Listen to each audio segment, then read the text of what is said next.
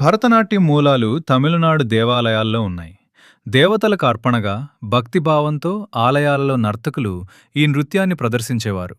నాట్యశాస్త్రంలో భరతముని వివరించిన సూత్రాల ఆధారంగా ఈ కళ రూపుదిద్దుకుంది. అందుకే దీనికి భరతనాట్యం అనే పేరు వచ్చింది. భరతుడు చెప్పిన నాట్యం. భరతనాట్యంలో ముఖభావాలు, చేతి ముద్రలు, హస్తముద్రలు అత్యంత ముఖ్యమైనవి. ప్రతి ముద్ర ఒక అర్థాన్ని వ్యక్తం చేస్తుంది. ఉదాహరణకు పతాక ముద్ర, అర్ధచంద్రముద్ర. ముఖంలో చూపే భావాలు శృంగారం, వీరం, కరుణ, రౌద్రం. ఏ రోజు నేను చాలా బరువైన మనసుతో ఈ వీడియో చేస్తున్నాను. మనం ఇప్పుడున్నది ఎక్కడ? నటరాజస్వామి కొలువైన పవిత్ర నేల చిదంబరం. మన చరిత్ర, మన శిల్పకళ, మన భక్తి అన్నీ కలిపితే ఈ గుడి. కానీ ఒకసారి కింద చూడండి. ఈ దృశ్యం చూశాక నాకు భక్తి కన్నా బడి ఎక్కువ కలుగుతోంది. మన దేవాలయాన్ని మనమే డంప్ యార్డ్ చేసేస్తున్నామా? చూడండి, ఎక్కడ చూసిన ప్లాస్టిక్ కవర్స్, తిన్న తర్వాత పడేసిన ఫుడ్ వేస్టేజ్. సివిక్ సెన్స్ అనేది అసలు మనకు లేదా? మనందరం చిదంబరం ఆలయానికి భక్తితో వస్తాం, కానీ ఆలయ ప్రాంగణంలో ప్లాస్టిక్ కవర్లు, చెత్త రోడ్డు మీద పడేసి వెళ్ళిపోతున్నాం. ఇది భక్తి కాదు, ఇది అపవిత్రం. దేవాలయం పవిత్ర స్థలం. ఇక్కడ చెత్త వేయడం అంటే మన సంస్కృతిని అవమానపరచడం. ప్లాస్టిక్ కవర్లు 100 ఏళ్ల చరిత్ర ఉన్న ఆలయాన్ని మలినం చేస్తున్నాయి. భక్తి అంటే కేవలం దీపం వెలిగించడం కాదు, పవిత్రతను కాపాడటం కూడా. మనం చెత్తను చెత్త బుట్టలో వేయాలి, రోడ్డు మీద కాదు, ఆలయ ప్రాంగణంలో కాదు. మన పిల్లలకు, మన సమాజానికి ఒక మంచి ఉదాహరణ చూపుదాం. ఆలయాన్ని శుభ్రంగా ఉంచుదాం. ఇది మన బాధ్యత, మన కర్తవ్యం. దేవుడి దర్శనం కోసం గంటలు గంటలు క్యూలో నిలబడతారు, కానీ ఒక ర్యాపర్ని డస్ట్బిన్లో వేయడానికి 2 నిమిషాలు ఓపిక లేదా? పవిత్ర యాత్ర అంటున్నాం. పవిత్రానికి మీనింగ్ ఏంటి? పరిశుభ్రత లేకుండా పవిత్రత ఎక్కడ ఉంటుంది? ఈ ప్లాస్టిక్ వల్ల ఇక్కడ ఉన్న గోవు, మురుగలో అవి తిని చచ్చిపోతున్నాయి. ఇది మన భక్తికి మనం ఇచ్చే విలువ? ఫ్రెండ్స్, ఇది కేవలం గవర్నమెంట్దే తప్పు కాదు. మున్సిపాలిటీ వాళ్ళు వచ్చి స్వీప్ చేస్తారు, కానీ మనం పదేయడం మానుకోకపోతే అది ఎప్పటికీ క్లీన్ అవ్వదు. నటరాజస్వామి ఆనంద తాండవం చేసే ఈ నెలని మనం గార్బేజ్ తాండవం చేస్తూ మాసి చేస్తున్నాం. ఈ ప్లాస్టిక్ కుప్పలనా మనం మరలి, మన అలవాట్లు మరలి. ఇవాళ మనం చరిత్రలోకి, పరమార్థంలోకి వెళ్తున్నాం. ఇది చిదంబరం. మీకు తెలుసా, ఈ గుడి ప్రపంచ మ్యాగ్నెటిక్ ఈక్వేటర్కి సెంటర్లో ఉండని మోడర్న్ సైంటిస్ట్స్ నమ్ముతారు. ఇక్కడ నటరాజస్వామి చేసే ఆనంద తాండవం కేవలం ఒక నాట్యం కాదు, అది ఈ సృష్టి యొక్క చైతన్యం. ఈరోజు ఈ గుడి వెనుక ఉన్న రహస్యాలని, చరిత్రని తెలుసుకుందాం. ఆలయానికి మొత్తం 9 గేట్వేలున్నాయి. వాటిలో 4 ప్రధాన గోపురాలు తూర్పు, దక్షిణం, పడమర, ఉత్తరం వైపులా ఉన్నాయి. ప్రతి గోపురం 7 స్థాయిలతో నిర్మించబడింది. తూర్పు గోపురం, ఇందులో భారతనాట్యం యొక్క 108 కరణాలు శిల్ప రూపంలో చెక్కబడ్డాయి. ఇది అత్యంత ప్రసిద్ధి చెందిన గోపురం. పడమర గోపురం, ఇది మొదట నిర్మించబడిన గోపురం. ఇది 4 గోపురాలలో చిన్నది. దక్షిణ గోపురం 13వ శతాబ్దం మధ్యలో పూర్తయింది. ఉత్తర గోపురం 13వ శతాబ్దం చివరిలో నిర్మించబడింది. పునర్నిర్మాణాలు, ఈ గోపురాలు శతాబ్దాలుగా పలుసార్లు ధ్వంసమై తిరిగి నిర్మించబడి అలంకరించబడ్డాయి. గోపురాలపై దేవతల విగ్రహాలు, పురాణ కథలు, నాట్య భంగిమలు చెక్కబడ్డాయి. రంగురంగుల శిల్పాలు, విస్తృతమైన శిల్పకళా వివరాలు ద్రావిడ ఆలయ నిర్మాణానికి ప్రత్యేక గుర్తింపు. భక్తులకు, పర్యాటకులకు ఇవి దూరం నుంచే దర్శనమిస్తాయి, ఆ ఆలయానికి గుర్తింపుగా నిలుస్తాయి.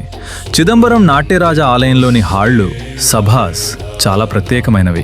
చిత్ సభ, ఇది ప్రధాన గర్భగృహం.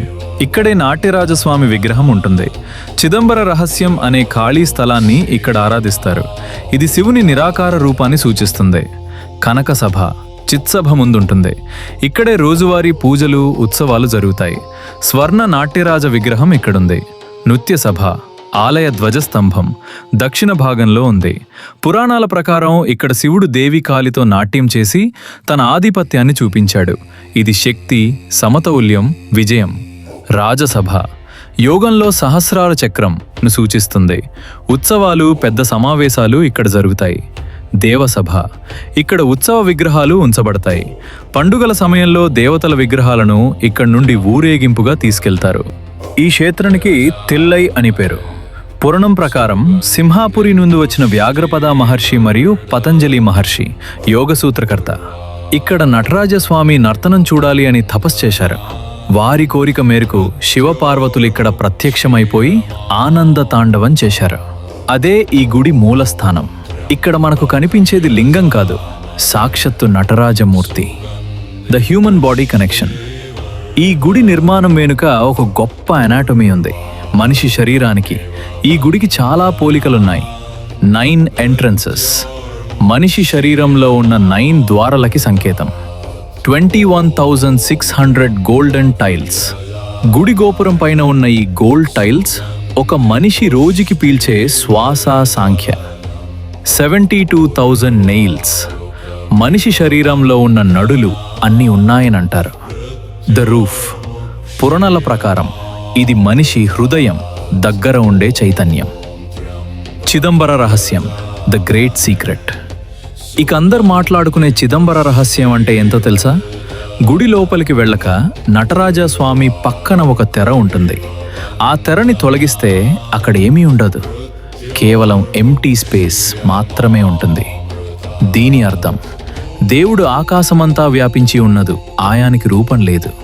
మాయా అనే తెరని తొలగిస్తే మనకి జ్ఞానం కలుగుతుంది అనే గొప్ప సందేశం ఇది. చిదంబరం అంటే చిత్ ప్లస్ అంబరం అంటే జ్ఞానాకాశం. ఒక ప్రత్యేకమైన స్థలం ఉంది. అక్కడ ఖాళీగా ఉన్న తెర వెనుక శివుని రూపరహిత తత్వాన్ని సూచిస్తారు. ఇది శూన్యం కాదు, పరమాత్మ యొక్క రూపరహిత స్వరూపం. భక్తులు దీన్ని చిదంబర రహస్యం అని పిలుస్తారు. ఇది మనకు చెప్తుంది దేవుడు కేవలం విగ్రహంలోనే కాదు, రూపరహితంలో కూడా ఉన్నాడు. విశ్వం సృష్టి, స్థితి, లయ అన్నీ శివుని నాట్యంలోనే జరుగుతాయి. రూపం ఉన్నదాన్ని మనం చూస్తాం, కానీ రూపరహితాన్ని మనం అనుభవించాలి. చిదంబర రహస్యం మనకు చెప్తుంది భక్తి అంటే రూపాన్ని మాత్రమే కాదు, రూపరహితాన్ని కూడా గ్రహించడం. పూర్వం చిదంబరం ఒక దట్టమైన తిల్లై వనంగా ఉండేది. అక్కడ కాళీమాత తన భయంకర రూపంతో ఆ వనాన్ని పాలిస్తూ ఉండేది. శివుడు తన ఆనంద తాండవాన్ని ప్రదర్శించడానికి అక్కడికి వచ్చినప్పుడు కాళీమాత అభ్యంతరం చెబుతుంది. ఆ గెలుపు ఎవరిదో తేల్చుకోవడానికి ఒక నాట్య పోటీ మొదలవుతుంది. కరికొకరు పోటీగా నృత్యం చేస్తుంటారు. కాళీమాత, శివ, ఈ వనం నాది, ఇక్కడ నా అనుమతి లేనిదే అడుగు పెట్టలేవు. నన్ను నాట్యంలో ఓడిస్తేనే నీకిక్కడ చోటు దక్కుతుంది. శివుడు, సరే దేవి, ఈ సృష్టి నాట్యమయం, నీ కోరిక మేరకే ఈ నాట్య యుద్ధందరూ సమానంగా అద్భుతంగా నృత్యం చేస్తారు. శివుడు ఏ భంగిమ వేసినా కాళీమాత వెంటనే దాన్ని అనుకరిస్తూ మరింత వేగంగా చేస్తూ ఊర్ధ్వ తాండవం. నాట్యం కొన్ని యుగాల పాటు సాగుతున్నట్లు అనిపించింది. ఎవరు గెలుస్తారో ఎవరికీ అర్థం కావడం లేదు. అప్పుడు శివుడు ఒక ఉపాయం ఆలోచించాడు. తన కుడికాలిని నిలువుగా పైకి ఎత్తి ఆకాశం వైపు చూపిస్తూ నాట్యం చేస్తాడు. దీనినే ఊర్ధ్వ తాండవం అంటారు. దేవి, ఇప్పుడు ఈ భంగిమను ప్రదర్శించు. కాళీమాత ఆగిపోతుంది. స్త్రీ సహజమైన సిగ్గుతో ఆమె తన కాలిని అంత పైకి ఎత్తడానికి నిరాకరిస్తుంది. అది తన మర్యాదకు భంగమని భావిస్తుంది. కాళీమాత గర్వం వీడి, మహాదేవా, నన్ను క్షమించు. స్త్రీగా నేను ఆ భంగిమను వేయలేను. ఈ నాట్య పోటీలో నీవే విజేతవు. ఈ తిల్లైవనం ఇకపై నీదే. ముగింపు ఓటమిని అంగీకరించిన కాళీమాత చిదంబరం పొలిమేరలకు వెళ్లి తిల్లై కాళీగా వెలిసింది. శివుడు చిదంబరంలో నటరాజుగా ఆనంద తాండవ భంగిమలో కొలువై ఉన్నాడు. భక్తులు ఇప్పటికీ నటరాజును దర్శించుకున్నాక చిదంబరం వెలుపల ఉన్న కాళీమాతను దర్శించుకోవటం ఆనవాయితీ జరుగుతుంది. తిల్లై అడవిలో ఋషులు యజ్ఞాలు చేస్తూ శివుణ్ణి పరీక్షించాలనుకున్నారు. శివుడు నటరాజ రూపంలో విశ్వనాట్యం చేసి ఋషులకు జ్ఞానం ప్రసాదించాడు. ఈ సంఘటనతో ఈ స్థలం పవిత్రమైంది. ఇక్కడ ఆలయాన్ని తిల్లై నటరాజ ఆలయం అని కూడా పిలుస్తారు. ఈ కథనం మనకు శివుని విశ్వనాట్యం, సృష్టిలయ రహస్యాన్ని తెలియజేస్తుంది. చిదంబరం ఆలయం చోళరాజుల కాలంలో మహత్తర రూపం దాల్చింది. 11 నుండి 13వ శతాబ్దం వరకు చోళులు ఈ ఆలయాన్ని విస్తరించారు. ఆలయ విస్తీర్ణం సుమారు 35 ఎకరాలు. ఇది 5 ప్రాకారాలతో నిర్మించబడింది. ఇవి పంచభూతాలను సూచిస్తాయి: భూమి, నీరు, అగ్ని, గాలి, ఆకాశం. దక్షిణ, తూర్పు, ఉత్తర, పడమర 4 గోపురాలు అద్భుతమైన శిల్పకళతో అలంకరించబడ్డాయి. ప్రతి గోపురం శివుని తాండవ రూపాలు, దేవతల విగ్రహాలతో కళాత్మకంగా తీర్చిదిద్దబడింది. గోపురాలపై శివుని తాండవ రూపాలు, దేవతల విగ్రహాలు మనకు శిల్పకళలో అద్భుతాన్ని చూపిస్తాయి. ఆలయంలోని చిదంబర రహస్యం ఆకాశతత్వాన్ని సూచించే ఖాళీ స్థలం. ఇది శివుని నిరాకార రూపాన్ని సూచిస్తుంది.